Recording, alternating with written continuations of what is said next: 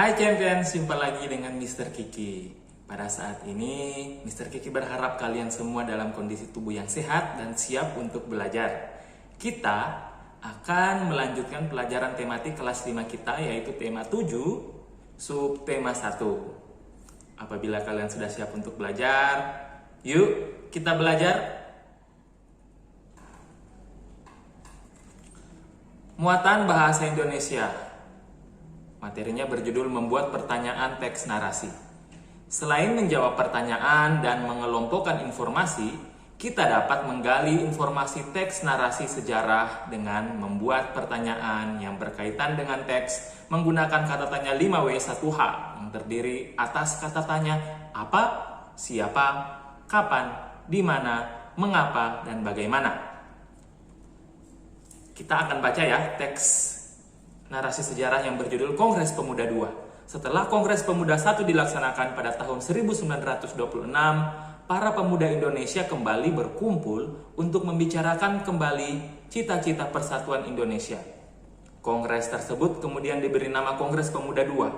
Kongres Pemuda II berlangsung pada tanggal 26 sampai 27 Oktober 1928.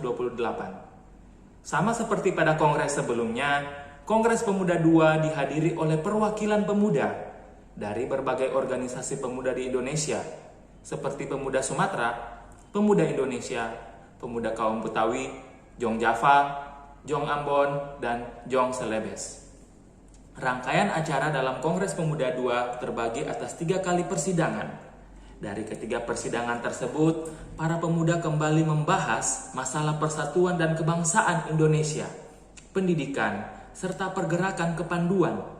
Dalam Kongres Pemuda II inilah terjadi peristiwa Sumpah Pemuda. Hasil kongres tersebut merumuskan teks Sumpah Pemuda yang berisi bahwa para pemuda mengakui satu tanah air, yaitu tanah Indonesia, satu bangsa yaitu bangsa Indonesia, serta menjunjung satu bahasa persatuan yaitu bahasa Indonesia. Teks Sumpah Pemuda tersebut dirumuskan oleh Muhammad Yamin dan dibacakan secara langsung oleh Ketua Penyelenggara Kongres, Sugondo Joyo Puspito.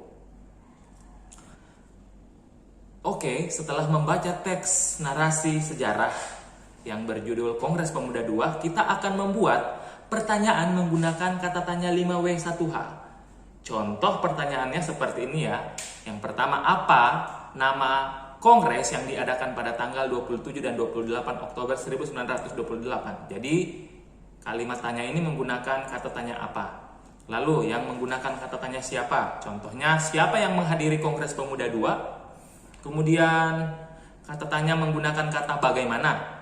Contohnya adalah bagaimana rangkaian acara pada Kongres Pemuda II. Lalu kata tanya yang dimulai.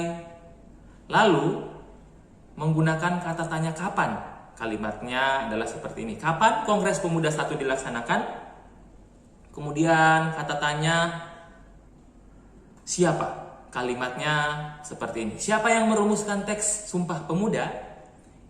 Ya, jadi seperti itu ya cara membuat pertanyaan menggunakan kata tanya 5W1H dari teks yang telah kita baca. Materi selanjutnya menjelaskan kembali isi teks narasi sejarah. Untuk menjelaskan kembali isi teks, kita perlu membaca teks seutuhnya dengan seksama. Lalu, kelompokkan informasi penting menggunakan kata tanya 5W1H yang telah kita pelajari sebelumnya. Kemudian, tulislah informasi tersebut ke dalam paragraf singkat menggunakan bahasamu sendiri. Pastikan informasi yang ditulis sesuai dengan urutan peristiwa. Oke, kita baca dulu teks narasi sejarahnya yang berjudul Dampak Peristiwa Sumpah Pemuda. Kongres Pemuda II dilaksanakan pada 27 sampai 28 Oktober 1928. Pada hari kedua, diikrarkanlah Sumpah Pemuda di Gedung Indonesische Clubhuis di Jalan Kramat Raya nomor 106 Jakarta. Sumpah Pemuda kemudian menjadi dasar perjuangan rakyat di setiap daerah untuk mempersatukan Indonesia, bukan lagi dengan mengatasnamakan daerah masing-masing.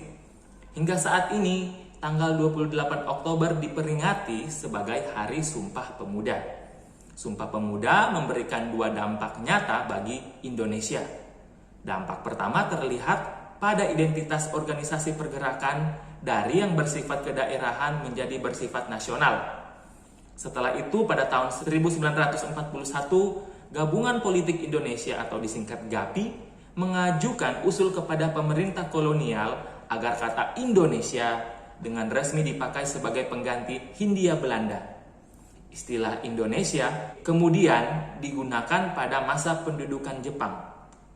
Selain identitas baru, peristiwa Sumpah Pemuda juga membuat lagu Indonesia Raya menjadi lagu kebangsaan Indonesia. Lagu ini dikumandangkan beberapa saat sebelum Sumpah Pemuda dibacakan. Sejak dinyanyikan pada saat proklamasi kemerdekaan, lagu Indonesia Raya memberikan dukungan semangat perjuangan dalam usaha mempertahankan kemerdekaan setelah proklamasi.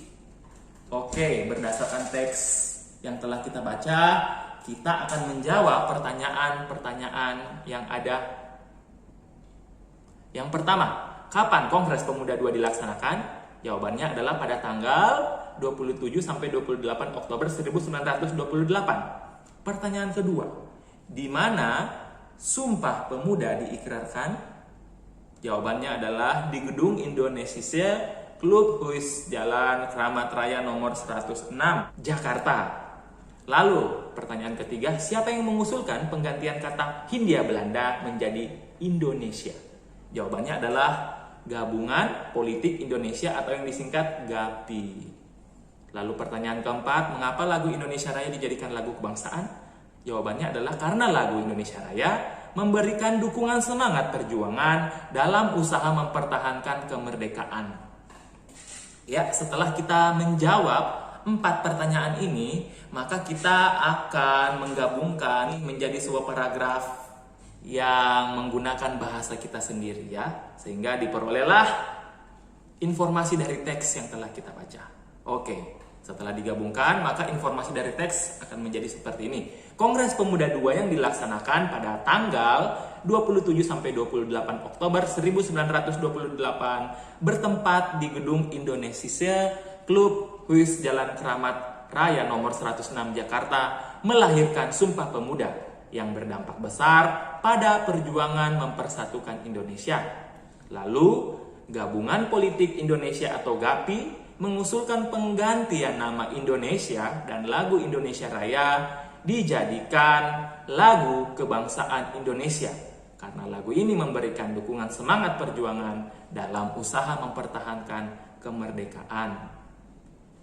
Oke, jadi seperti itu ya cara menjelaskan kembali isi teks narasi sejarah. Kita baca dulu teksnya dengan seksama, lalu kita jawab pertanyaan menggunakan kata-kata tanya 5W1H. Kemudian jawaban dari pertanyaan itu kita jadikan sebuah paragraf berdasarkan bahasa kita sendiri. Materi selanjutnya, muatan IPS, masa penjajahan bangsa Eropa di Indonesia. Penjelajahan samudera pada abad ke-15 oleh bangsa Eropa adalah salah satu alasan mengapa mereka mendatangi negeri-negeri timur yang melimpah kekayaan alamnya, termasuk Indonesia. Ya, jadi negara-negara di timur ya, termasuk Indonesia melimpah kekayaannya seperti cengkih. Cengkih bisa kalian lihat ya, rempah-rempah itu termasuk cengkih, lada, dan lain-lain. Bisa kita taruh di gambar ini. Ya. Jadi cengkih ini termasuk rempah-rempah yang memiliki banyak kegunaan dan sangat dibutuhkan oleh bangsa-bangsa Eropa. Lalu, tujuan utama penjelajahan samudera adalah yang pertama mencapai kejayaan atau glory, yang kedua memiliki kekayaan atau mendapatkan kekayaan yang sebanyak-banyaknya atau gold, kemudian menyebarkan agama atau gospel, dan mencari rempah-rempah. Selanjutnya, penjajahan Portugis. Bangsa Portugis datang ke Maluku pada tahun 1512 dipimpin oleh Alfonso Albuquerque. Mulanya mereka datang untuk berdagang pala dan cengkih, sehingga disambut baik oleh kerajaan Ternate. Pada tahun 1522, Portugis membantu kerajaan Ternate mendirikan benteng untuk menghindari serangan dari kerajaan Tidore yang dibantu oleh Spanyol. Pada gambar kalian bisa lihat awal kedatangan bangsa Portugis ke Maluku ya, pada tahun 1512, dan ada gambar pimpinan bangsa Portugis dalam pelayaran ke Maluku yaitu Alfonso Albuquerque. Iya. Pada saat itu di Maluku ada dua kerajaan besar, yaitu kerajaan Ternate dan kerajaan Tidore, di mana kerajaan Ternate ingin bersekutu dengan Portugis melawan kerajaan Tidore yang bersekutu dengan kerajaan Spanyol.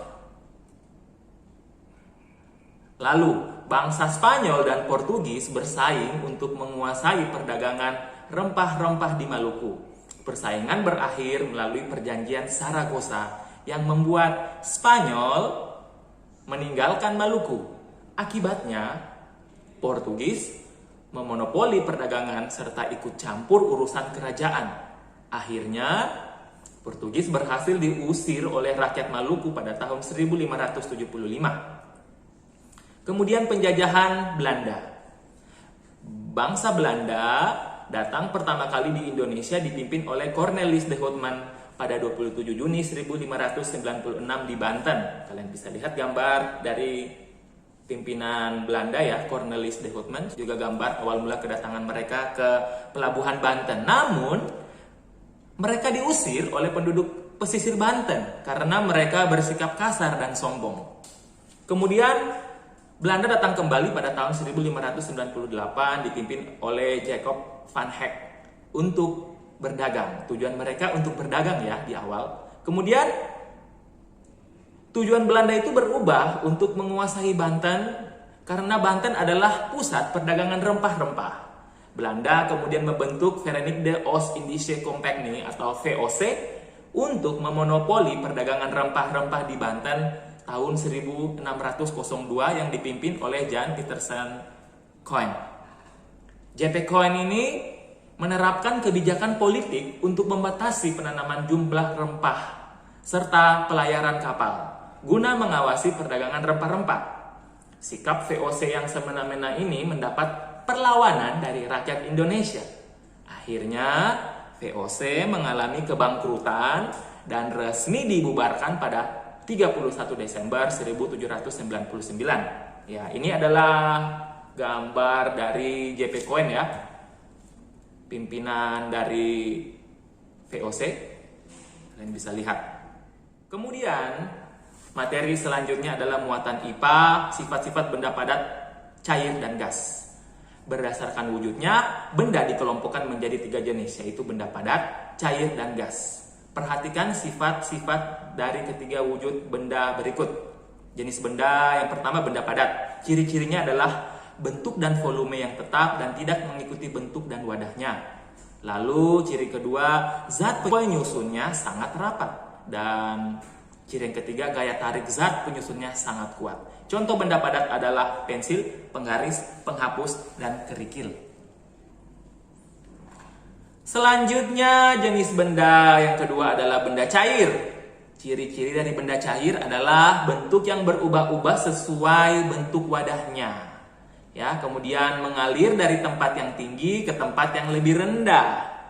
Lalu ciri-ciri yang ketiga menekan ke segala arah, dan ciri terakhir dari benda cair adalah dapat meresap melalui celah-celah kecil. Contoh-contoh benda cair yaitu air, sirup, susu, dan minyak. Lalu jenis benda yang ketiga adalah benda gas. Ciri-cirinya adalah bentuk yang tidak tetap. Lalu ciri kedua, mengisi seluruh ruangan yang ditempati. Ciri ketiga, menekan ke segala arah. Ciri keempat, bentuknya sesuai wadah yang ditempati. Dan ciri kelima adalah zat penyusunnya sangat berjauhan. Contoh benda-benda gas adalah oksigen, uap air, aroma masakan, dan pewangi atau parfum ya. Jadi seperti itu sifat-sifat benda padat, benda cair, dan benda gas beserta contohnya. Oke, jadi seperti itu ya video pembelajaran kita pada saat ini. Semoga kalian bisa memahami dan dapat berguna bagi kalian. Mister Kiki berpesan agar kalian tetap menjaga kesehatan kalian, tetap menjaga kebersihan diri dan kebersihan lingkungan tempat kalian tinggal, dan yang paling utama adalah tetap semangat untuk belajar. Sampai jumpa pada video-video pembelajaran selanjutnya.